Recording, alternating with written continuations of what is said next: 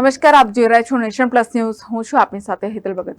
Rajkot game ઝોનમાં થયેલ દુર્ઘટના બાદ વડોદરામાં ફાયર વિભાગ દ્વારા મહાનગરપાલિકામાં ચેકિંગ હાથ ધરવામાં આવ્યું હતું. રાજકોટ ગેમ ઝોનમાં થયેલ દુર્ઘટના બાદ વડોદરા મહાનગરપાલિકા અને ફાયર વિભાગ દ્વારા ફાયર સેફટીને લઈને ચેકિંગ હાથ ધરવામાં આવ્યું હતું, જેમાં અનેક ઇમારતો, કોમર્શિયલ ઇમારતો, દુકાનો ફાયર સેફટીના અભાવના કારણે સીલ પણ કરવામાં આવી હતી. ત્યારે આજે ફાયર વિભાગ દ્વારા પાલિકાની વડી કચેરી ખાતે લગાવેલ ફાયરના સાધનોનું ચેકિંગ હાથ ધરવામાં આવ્યું હતું, જેમાં ફાયર એક્સટિંગ્યુશર મુકેશે તે રિપ્લેસ અને તારીખ ચેક કરવામાં આવી હતી.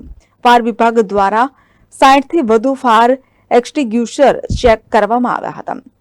ફાયર વિભાગ આખા વર્ષ દરમિયાન તમામ વિસ્તાર અને કોમર્શિયલ મોલમાં આ જ રીતે ચેકિંગ કરે તો વડોદરા શહેરમાં કોઈ મોટી દુર્ઘટના જ બને નહીં. કેમેરામેન નવનીત પરમાણી સાથે Satyam Nevajkar, Nation Plus News, Vadodara. સમાચારોના સતત અપડેટ મેળવવા માટે અમારી નેશન પ્લસ ન્યૂઝની યુટ્યુબ ચેનલને સબસ્ક્રાઇબ કરો, બેલ આઇકન દબાવો અને જોડાયેલા રહો ફેસબુક, ઇન્સ્ટાગ્રામ અને ટ્વિટર પર.